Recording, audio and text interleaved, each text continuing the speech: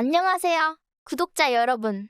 나니코의 세상 걷기 시간에 다시 찾아와 주셔서 감사합니다. 시청하시고 도움이 되셨으면 좋아요, 그리고 구독 버튼 꾹 눌러주세요. 부탁해요. 안녕하세요, 구독자 여러분. 오늘은 지난 전편에 이어 생명과학의 혁명, PCR이라는 주제로 계속해서 설명을 드리고 그리고 개발이 되기까지의 재미있던 배경 이야기도 해드릴게요. 자, 그럼 시작할게요. 누나, 잘 이해가 안 돼요. 신기하긴 한데 왜 그렇게 높은 온도에서 작동하는 택폴리머레이즈 같은 효소가 DNA를 증폭하는 데 필요한 거예요? 그 질문에 대해 대답을 하기 위해서는 앞서 설명드린 DNA의 이중 나선 구조를 상기할 필요가 있어요. DNA 이중 나선 구조를 만드는 두 개의 DNA 나선은 각 나선의 염기들이 반대쪽 나선의 염기들과 수소 결합에 의해 결합되어 있다고 했죠. 여기 보는 것처럼 이쪽 나선의 염기 A는 반대쪽 나선의 염기 T와 그리고 여기 G는 이쪽 나선의 C와 이렇게 수소 결합을 하고 있죠. 이렇게 두 개의 상보적인 나선의 염기가 수소 결합으로 이렇게 쭉 결합되어 있으면 두 개의 나선이 이중 나선 구조를 이루면서 딱 붙어서 떨어지지 않아요. 이미 설명드린 것처럼 A는 T와 결합하고 역으로 T는 A와 결합하고 G는 C와 결합하고 역으로 C는 G와 결합합니다. 이 결합이 맞지 않으면 DNA가 이중나선 구조를 유지를 못할 정도로 중요합니다. 그리고 이렇게 결합된 이중나선 구조는 안정적이어서 그냥은 DNA를 복제하고 증폭할 수가 없어요. 따라서 DNA가 복제되고 증폭되기 위해서는 먼저 이중나선 구조가 풀리고 분리돼야 합니다. DNA 이중나선 구조를 풀고 분리해서 두 개의 나선으로 나누는 방법은 첫째, 일반 생명체의 세포 속에서 일어나는 경우처럼 이중나선을 분리할 수 있는 효소를 쓰는 방법이 있지만 이것보다는 둘째, 가장 쉽고 편한 방법은 DNA를 물에서 그냥 끓이면 DNA 이중나선이 두 개의 나선으로 분리되게 됩니다. 여기 보세요.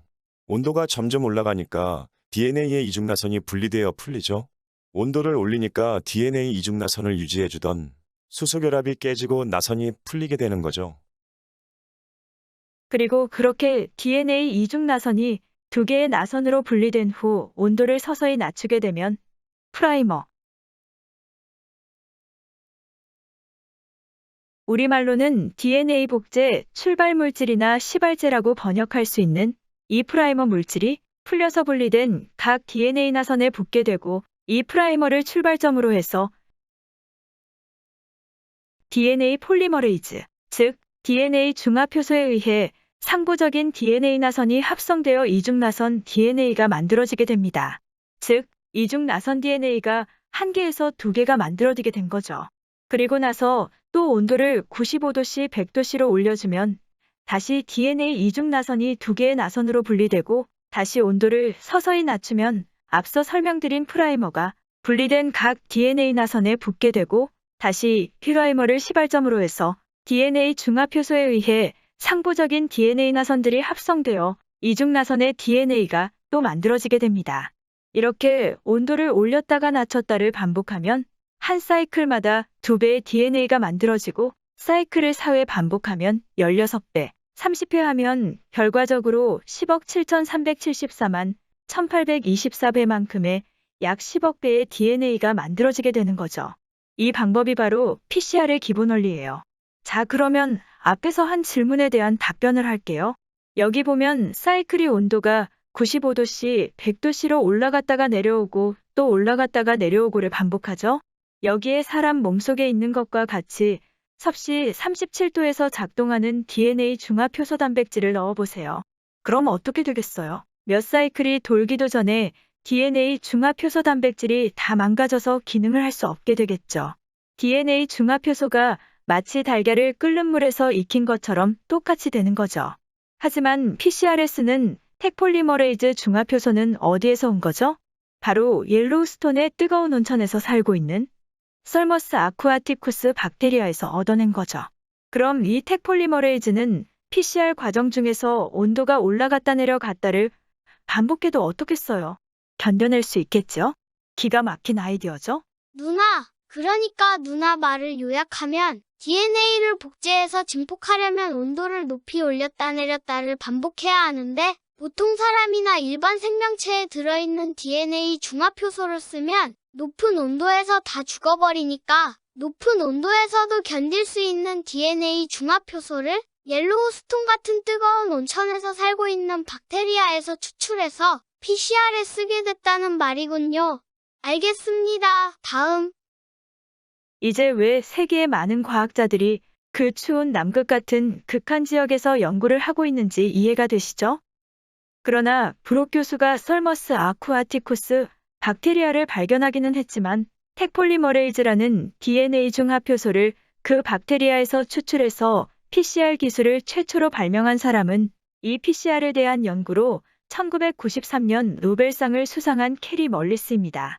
과학계나 산업계에서도 최초의 발견자나 발명자가 꼭 성공하지는 않아요. 멀리스는 조지아 텍에서 화학을, UC 버클리에서 생화학을 공부하고 UC 샌프란시스코에서 박사 후과정을 마친 후 1979년 스타트업 회사인 시터스에 입사를 하였습니다. 시터스는 미국의 초기 바이오 벤처 회사로 UC 버클리 대학이 세운 학내 벤처 회사였어요. 이때가 1970년대였다는데 한국에서 바이오 벤처 회사가 1990년 후반에 나타나기 시작했으니까 무려 30년이나 차이가 나네요. 시터스에 입사 후 멀리스는 1981년 DNA 합성연구소장이 되었고 주로 올리고뉴클레오타이드 생산 자동화 연구를 하였습니다. 여기서 올리고뉴클레오타이드는 작은 DNA 나선 단편 조각입니다. PCR 기술의 개념은 생각보다 단순합니다. 그래서 멀리스도 처음에 아이디어가 떠올랐을 때는 누군가가 분명 멀리스가 생각하고 있는 아이디어를 이미 실험해 보았을 것으로 생각하고 본격적 연구를 망설였다고 합니다. 그러다 마침내 멀리스는 1983년 12월 16일 최초의 PCR 실험에 성공하게 됩니다. 하지만 그럼에도 불구하고 시터스의 최고 경영진은 멀리스가 연구 개발하고 있는 PCR에 큰 흥미를 보이지 않았습니다. 심지어 멀리스는 회사에서 잘릴 뻔도 했습니다. 사실 멀리스는 UC 버클리가 배출한 53명의 노벨 수상자 중 가장 말 많은 사람이었다고 해요. 멀리스는 좋게 이야기하면 천재형인데 주변 사람들과 늘 싸우고 다니고 주변 사람은 바보고 자신은 천재라고 생각하는 그런 기이한 생각의 사람이었던 것 같아요. 그러다 1984년 11월 14일 멀리스 연구팀은 PCR 기술의 사업화 가능성을 입증하고 1985년 3월 28일에 첫 번째 특허 출원을 하였고 연이어 여러 대기업들과 협력 방안을 모색하게 됩니다. 첫 번째 관심을 보인 회사는 코닥이었고 1986년 5월 미국 뉴욕의 콜드 스프링 하버 심포지움에서 PCR이 발표된 후 멀리스는 과학계의 유명인사가 되었습니다. 그러나 뜻밖에도 멀리스는 회사와의 갈등으로 5개월의 월급치를 받는다는 조건으로 시터스를 떠나게 됩니다. 멀리스에게는 안 된 일이지만 멀리스가 떠난 후 시터스는 퍼킨슨 엘머와 PCR 장비를 생산할 퍼킨슨 엘머 시터스 인스트루먼트라는 합작 벤처 회사를 설립하고 드디어 1987년 11월부터 시장에서 대박을 치게 됩니다.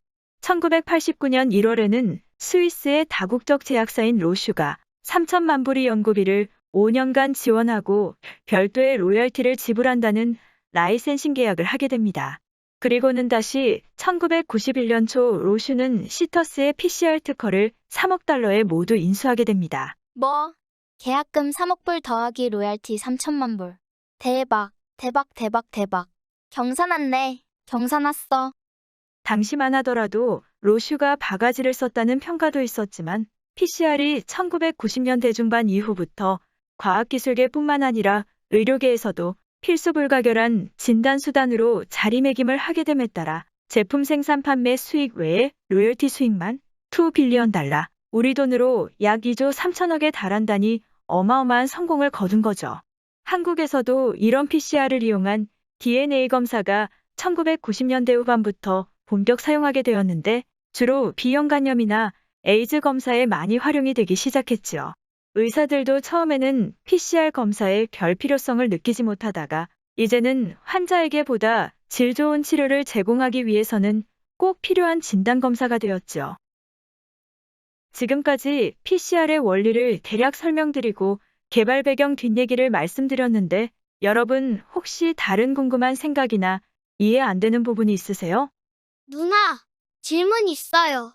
PCR법은 온도를 높였다 낮추는 사이클을 반복하면서 DNA를 증폭하는 거잖아요. 그런데 사람은 체온이 37도씨로 고정돼 있는데 그럼 어떻게 DNA 이중나선 구조를 해체해서 분리된 나선을 증폭할 수 있어요? 좋은 질문이에요. 맞아요. 실제 생명체 세포는 반드시 고정된 온도에서 DNA를 증폭할 수가 있어야 되겠죠? 실제로 인간이나 동물 세포가 핵 속에서 DNA를 증폭할 때는 온도를 높여서 이중 나선 구조를 해체 분리하는 것이 아니라 이와 같이 특수한 단백질 힐리케이즈라는 효소를 이용해서 이중 나선 구조를 해체 분리해서 DNA를 증폭하게 됩니다. 이렇게 고정된 온도에서 DNA를 증폭하는 기술을 아이소서멀 PCR이라고 합니다. 즉 온도 변화 없이 같은 온도에서 DNA를 증폭하는 PCR이죠. 이런 힐리케이즈를 이용하게 되는 장점은 온도를 높였다 낮췄다 하는 사이클이 필요 없고 그냥 고정된 온도에서 DNA를 증폭하게 됨으로써 고가의 PCR 장비가 필요 없고 온도의 단계별 변경에 따른 시간을 줄일 수 있음으로써 DNA 증폭 시간이 짧은 것이 장점입니다. 다만 일반적인 PCR에 비해 진단 제품의 개발이 상대적으로 까다로운 것이 단점입니다. 그럼에도 불구하고 많은 경우에 있어 아이소서멀 PCR 기술을 이용해 코로나 바이러스 진단제 등 각종 진단제가 개발되고 상용화되고 있습니다. 누나, PCR 얘기하면서 어떤 사람은 또 RT-PCR이라고 하는데 같은 거예요, 다른 거예요? PCR과 RT-PCR은 기본적으로 원리면에서는 같은 기술입니다. 하지만 좀 차이가 있어요. 우선 PCR은 설명을 드렸으니 RT-PCR에 대해 설명을 드릴게요. 사실 현재 RT-PCR은 두 가지 용어가 혼재돼 사용되고 있습니다. 첫 번째 RT-PCR의 경우는 리버스 트랜스크립테이즈 PCR의 약자로 굳이 번역한다면 역전사 요소 PCR이라고 합니다. 이것은 예를 들면 코로나 바이러스처럼 유전자 구성이 RNA로 돼 있는 경우에 쓰이는 기술인데 RNA는 PCR법으로 증폭할 수가 없습니다. PCR의 증폭은 DNA만 가능합니다. 그럼 누나, PCR이 DNA만 증폭할 수 있으면 어떻게 코로나 바이러스처럼 유전자 물질이 RNA로 돼 있는 바이러스를 PCR로 증폭해서 코로나 검사를 할 수 있어? 그래서 RT-PCR이 그럴 때 필요한 거지. RT-PCR에서는 우선 바이러스 RNA를 기반으로 하여 리버스 트랜스크립테이즈라는 효소를 이용해서 바이러스 유전자 물질인 RNA로부터 유전 정보가 같은 DNA를 먼저 만들어내고 그 다음 그 RNA로부터 복제된 DNA, 우리가 흔히 이를 cDNA, 즉 카피된 DNA를 PCR로 증폭하는 기술을 우리는 RT-PCR이라고 합니다. 따라서 RT-PCR은 PCR로 증폭하기 전에 리버스 트랜스크립테이즈를 이용해 RNA로부터 증폭 가능한 카피 DNA를 만들어내는 단계가 하나 더 있는 방법이죠. 방금 설명드린 RT-PCR 외에 또 다른 RT-PCR은 리얼타임 PCR, 번역하면 실시간 PCR쯤 되겠죠. 그리고 그 약어로 쓰이는 RT-PCR이 있습니다. 이 경우에 RT-PCR은 기본 원리는 정확히 PCR 방법과 같으나 다만 결과를 판독하는 방식이 다릅니다. 일반적인 PCR은 PCR 절차가 끝나고 별도의 과정을 거쳐야 결과물을 판독할 수가 있는데 반해 리얼타임 PCR이라는 RT-PCR은 증폭되는 DNA 양에 비례해서 형광물질이 발광되게 되고 형광 센서에 의해 증폭되는 DNA 양을 별도의 처리 과정 없이 컴퓨터 스크린에서 판독할 수 있는 장점이 있으나 일반 PCR 장비에 비해 가격이 훨씬 고가입니다. 바로 이 이유가 저개발 지역에서 리얼타임 PCR이 아닌 일반 PCR을 이용한 코로나 진단제 사용을 원하는 경우입니다. 다는 모르겠지만 그래도 PCR이 어떤 건지는 대충 알 것 같아요. 뭐 알고 보니 바이오텍도 별거 아니네요. 라니코 구독자분들 재미있으셨어요? PCR은 생명과학은 물론 의학에서도 너무나 중요한 기술이라 여러분의 건강 상식에 분명 도움이 될 거예요. 시청해주신 구독자분들께 다시 한번 감사드리며 여러분들이 좋아하실 주제를 갖고 다시 뵐 때까지 안녕히 계세요.